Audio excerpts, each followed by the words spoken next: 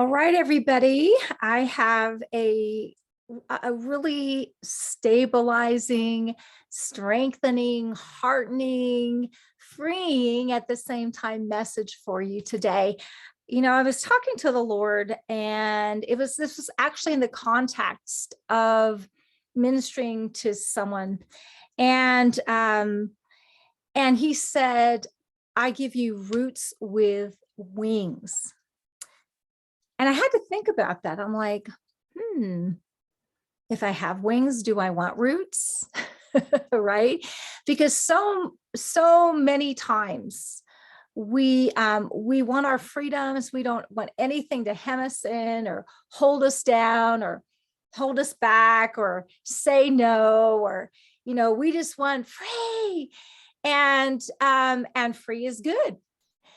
But freedom that's not handled in a life-giving way actually ends up into bondage. Dang it.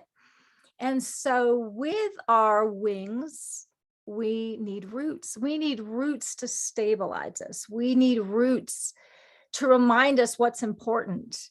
We need roots to be guardrails for us, because there are things that are not good for us. Paul said, all things are permissible, but not everything is beneficial. So what that means is that you can choose anything, but in your freedom to choose anything, you can choose a lot of stupid things. You can choose things that are not going to bring you life. And you can choose things that are good until they're not. So, a little bit of wine or whatever can be really good. A lot of it can really be destructive, right? A little bit of birthday cake is good. The entire cake is destructive. All these different things. Sex in the proper, the proper place in the context of marriage, right, is really good. It's safe. It's life-giving. But outside of that, as much as we think it's free, as much as we think there's nothing wrong with it, yeah, it can be really destructive. And so, but not because of the law of like God is a problem with sex or food or alcohol. It's none of that. I've richly given you all things to enjoy. So apparently enjoyment is actually a really important thing to God. But when you're enjoying things and then it's excess, it gets to be destructive. And, some things are just not good for you. Some things just are 100% across the board is not good for you. And so there are times when we just need a hard no. And there are times when we need to know when a no is, oh, we were good. And then that's a no. And that's part of discernment. That's part of operating in self-control, right? Part of learning that. And so we need to be rooted. We need to be rooted. And what are we rooted in? We're not rooted in a joy kill. Okay. We're not rooted in a bunch of laws. Thou shalt not. Boy, the letter of the law, let me think. Oh yeah, kills. But the spirit is life. I've got to take a drink here. So give me a second. This is water, but it would be okay if it weren't. Because I have dry mouth. Okay. So wings with roots, roots with wings. So you don't need to be, God doesn't want you to be completely earthbound. God doesn't want you to be weighed down, but he doesn't want you to fly off the earth. Last time I checked, after you get out of the atmosphere, the oxygen goes away. That might not be good for you. You need oxygen. You need some rootedness, and I needed some rootedness. But what are we rooted in? Well, we're rooted and grounded in, let me think. Oh yeah, love. You're rooted and grounded in love. And God's heart is that you would know the length, depth, breadth, and height of that. to know the love of Christ that passes mere understanding. We're not going to figure it out with our noggins. I don't care how brilliant we are. We're just not that brilliant. Okay. But he wants us to be filled with the fullness of him. Well, what's him? Love, life, light. Where the Spirit of the Lord, there is freedom. But you know what? In your freedom, you have a freedom from a bunch of rules, and you have a freedom to enjoy, but you also have a freedom to say no. You see, in the fruit of the Spirit, where the Spirit is, there's freedom, but there's also the fruit of the Spirit that says, no, that's not good for me. That's not good for someone else. That would violate love for me or for myself, or that would violate love for you. Oh, that's a no, right? And that's a good no. Healthy children need no's. And, you know, we have an epidemic of permissive parenting, and it messes kids up because kids need to know that their parents are bigger than they are, and that the parents aren't intimidated by their tantrums. Any of us have tantrums lately. They're not intimidated by their, I hate you, you're not my mom anymore. Robert used to do that. I'm like, okay. I'm like, right. And I would literally say, Robert, I just can't take you seriously when you say that. Why? I wasn't intimidated by it because you can't unmom me. Okay. I'm just your mom. And I'm a good one. And I'm just saying no, and you don't like it. And I'm not intimidated by your no. And you literally, for Robert, I'm using Robert as an example. When that happened, I could see, as mad as he was and irritated, he was so mad at me, there was also relief. I really do need you to be bigger than me, right? I need you to know more than me. And we need that. We need God who's bigger than wiser than us. So, you know, when we deconstruct God out of the picture, we're making ourselves gods. Oh, wow. And good luck with that. Because if I'm God or you're God, we're in deep doo-doo. Okay. But we are in his image and likeness. We're called a partner. We're all that in a bag of chips because he made us that way.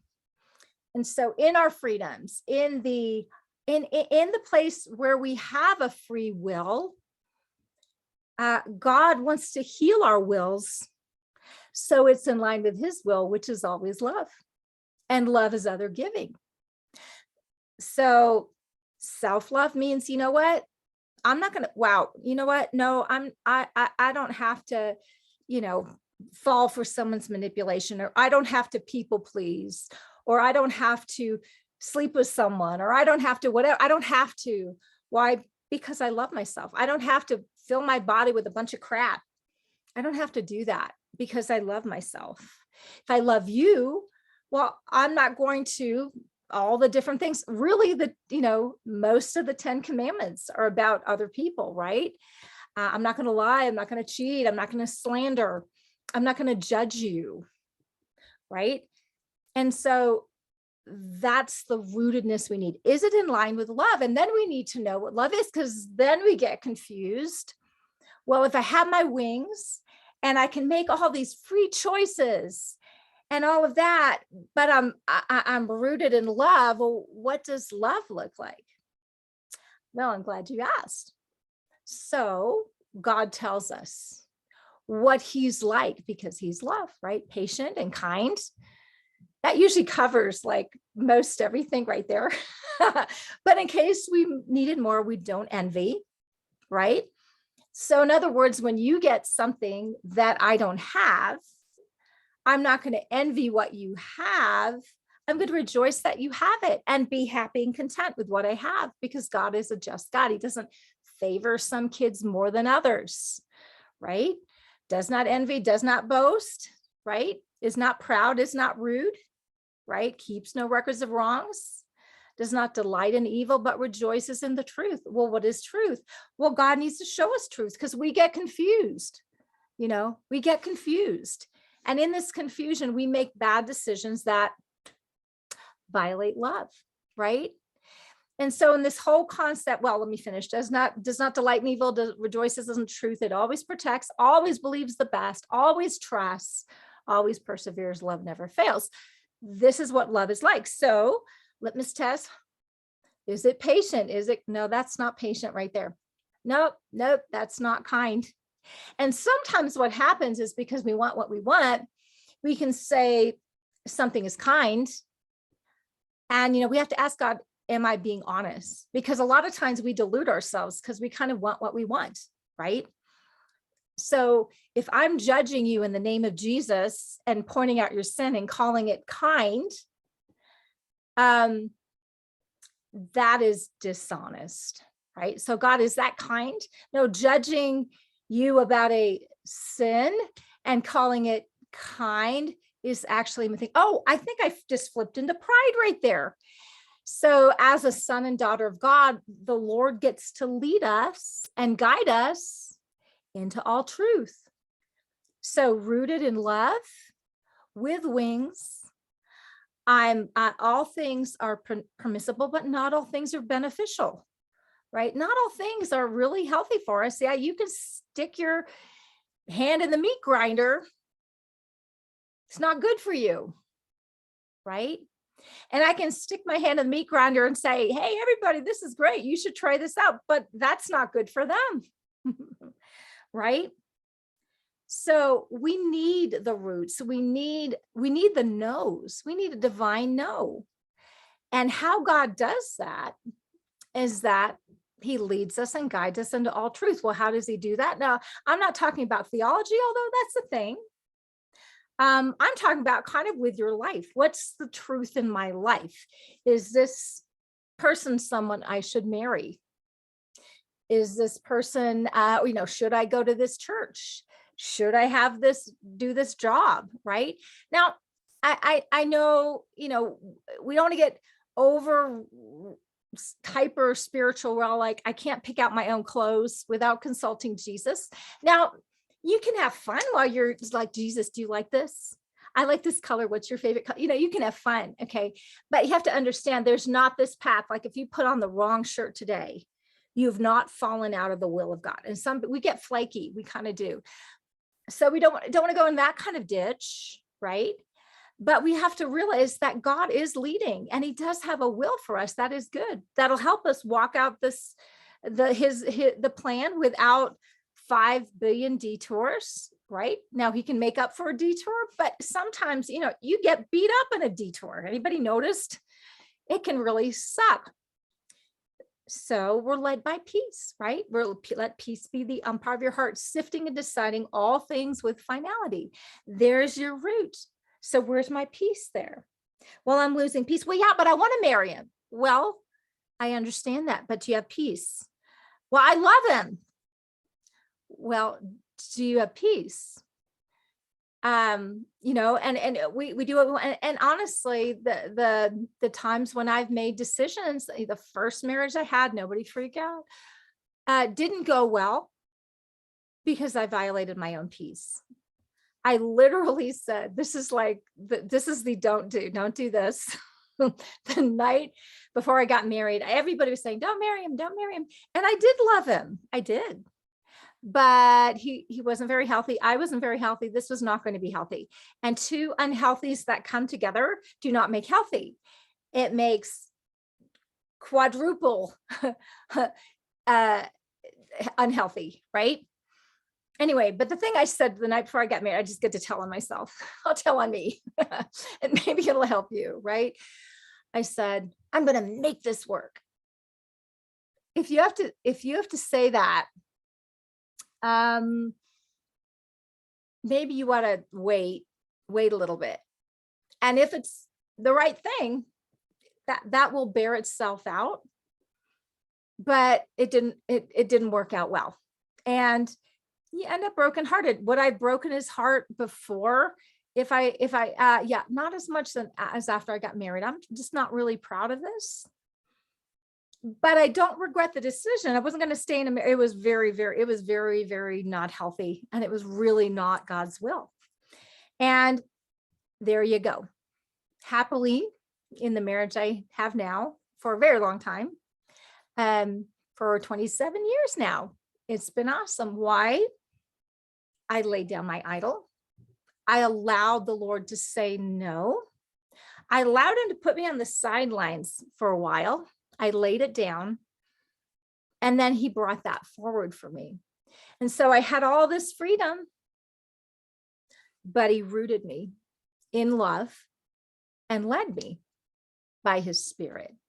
And so great fruit, 27 years, great marriage. We still love each other. We still like each other. We like to hang out together. Good place to bring up children. Yeah. And so all of that. So you have this offer to you. You've got the freedoms, you've got the rootedness. And the more you track with God, the more you're going to flow and fly and be rooted and safe. You know, when you attach from your root system, you start to wither because we don't have it in and of ourselves. As you remain in me and me in you, you'll bear much fruit. Oh, let me think. Apart from me, you can do, oh, no dang thing. Nothing of eternal value. You can do lots of stupid things. Anybody been there? I've been there. I gave you one. I gave you a colossal stupid. Happily, but you know, there was a lot of pain in the meanwhile. Okay. Not proud of it, but I like to share that story a lot. Why? Because it's a classic of what not to do, right? Had the freedom, needed the rootedness. Anyway, I hope this has been a blessing for you today. I hope maybe it's given you something to think on. I hope there's something that the Lord brought up in your own heart, in your own life, where maybe you need to make a decision. Maybe you need to really track with being that rooted place, and having him help you with those dynamics, because there's so much confusion out there, and God's not the author of confusion. Yeah, he's life more abundant to the full till it overflows, and he wants you to have a beautiful life, a powerful life, a life that you enjoy, that's not full of pain, right? That's full of life and freedom and the restraints that you need to actually have that. Anyway, I hope this has been a blessing. Have a great day.